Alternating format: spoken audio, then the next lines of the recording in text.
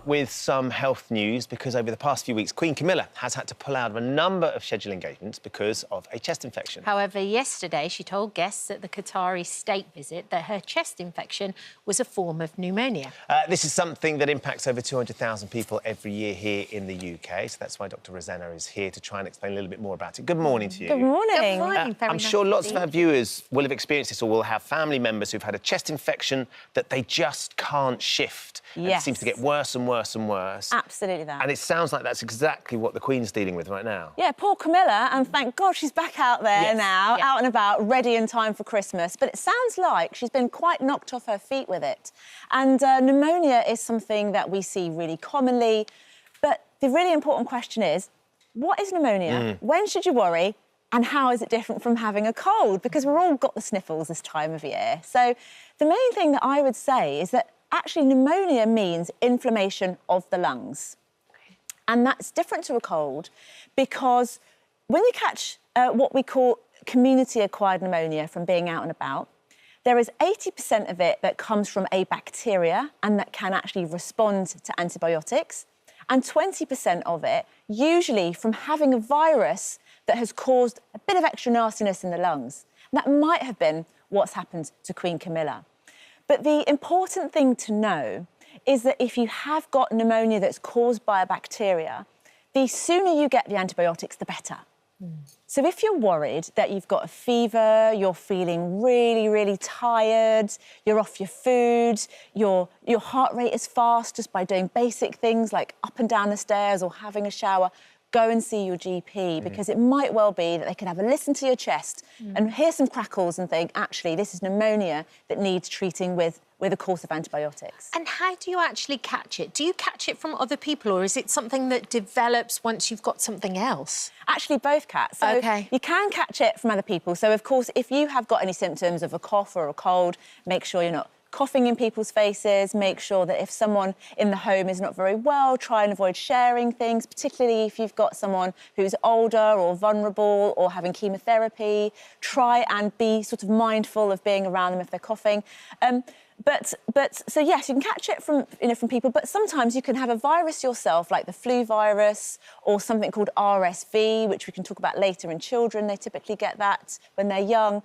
That can sort of hang on a bit longer and go on and cause a pneumonia. So you can get viral pneumonia, you can get bacterial pneumonia? Absolutely that. How do you tell which one you've got? Or do you have to go to the doctor to find out? Well, it's really tricky. Sometimes, if you're feeling really, really unwell and you're bringing up green or yellow sputum, if you're finding that a bit of rest and fluids isn't cutting it, the chances are very often you're more likely to have a bacterial infection. But ultimately, what's best is if you go to the doctor, get them to have a listen to your chest and to examine you. That is a good way to get an indication. I guess one of the things at this time of year, lots of people start getting sort of chesty coughs because temperature's changing and they're catching all sort of, you're spending more time inside and stuff. How do you know when is the right time to go to the doctor as well? Because we know how in demand our GPs are right now and getting those appointments aren't necessarily the easiest thing to do. Well, that's the age-old question, when to go to the GP or like when to come and see someone like me in the A&E. I always say, I would rather you come and see me and me tell you you're OK than you not come and see me at all. Some of the really important things are, if you are finding that you're struggling to take breath, if you are really struggling to breathe, go straight to the hospital. When you have a temperature, not everybody knows this, but your heart rate goes up with it. If you take something for your temperature, like paracetamol or ibuprofen, but you still have a really fast heart rate, go and seek help. Right. If you're breathing very fast, so a normal adult breathes between 12 and 15 times a minute, if you're finding yourself breathing much faster, that's time to go and get help and get someone professional to take a look. So that's a really good gauge then? Yes. The speed of your breathing and your heart. Speed of your breathing, your heart rate. But if you're struggling to take breaths in, just go straight to the hospital. Is there anything you can do in the meantime to try and alleviate some of those symptoms as well? Or is it Most definitely. Right. I think there's some things that blanketly work for whether you've got a cough, a cold, flu, pneumonia. Firstly, not everybody knows this, but you can take paracetamol and ibuprofen together. Those two can bring a lot of relief to symptoms like muscle aches, fevers. You know that feeling if you just want to lie in your bed and you can't get out and you've got to cook the Christmas dinner and how am I going to get through this? So you can take both together at the same time, or you can... At the same time? Yeah. I thought you had to stagger the timings No, of them. you can take them at the same time. Okay. I personally prefer, for me and also for my kids, to stagger it. So say, for example, it's 12 o'clock, you take one at 12, you take another different one at 3, then at 6, and sort of spread it out like that. But you can take them both together. Some other things that are really important. Sometimes, especially if you have a fever, you're losing a lot of fluid, so you've got to drink lots, rest lots. But also, you can take high-dose vitamin C. It is also a good thing to do all year round, but particularly if you're not well, high-dose vitamin C, vitamin D is really good, and zinc.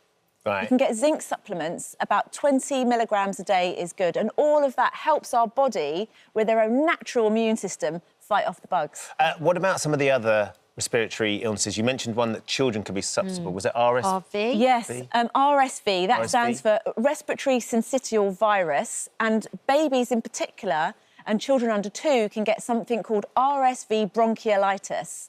And so many of the paediatric A&E admissions on my last shift last weekend was RSV bronchiolitis. What that causes is a cough, a lot of mucus, can sound wheezy, but very often children can become unwell with that. My own daughter, when she was 8 months, we ended up being admitted to hospital for a few nights with it, because the thing to look out for... That must be worrying, really worrying. It is worrying. By and large, the majority of children will be OK, but the thing to look out for, if your baby has got reduced feeding, even with fluids and milk and not wanting to breastfeed, all of that is a sign that they're struggling to breathe at the same time as swallow, because you get a lot of mucus, they can get a cough, they can get wheeze. The things to be alarmed about enough to go and seek help in the emergency department, and again, I say we'd rather see you and send you home than not see you at all, is if this part of this part there, that little notch there, you can see it sucking in when a baby is breathing. Yeah. If you can see, like, sucking in between the ribs. If the baby is drowsy, not feeding, bit more floppy, looks a little blue around the lips or on the skin, feels cold on their hands and feet, definitely bring them in. Is there anything else we can do to kind of try and prevent it before it gets to that point, Yeah, I mean, pregnant women are offered the RSV vaccine very often, so that's definitely worth taking if you can. Definitely get all the babies immunised. I'm a big fan of the routine immunisations. You can immunise children against pneumonia as well, like the pneumococcal bacteria, because we know that for pneumonia, particularly, as with RSV, it's younger people and older people and those who are immunocompromised who are more at risk. Amazing. Rosena, thank you for coming in and explaining some of that to us. It's good to put it all into context and get a sense of what the Queen's been going through as well. Yeah, well, we wish her well. Yes, we certainly do. It's good to see her out last night, wasn't it? It was great. Oh, hello. Thank you. Thank you for visiting our This Morning YouTube channel. We upload tons of new content every single day. So hit the subscribe button, like all the videos and don't miss out. We'll see you in the morning.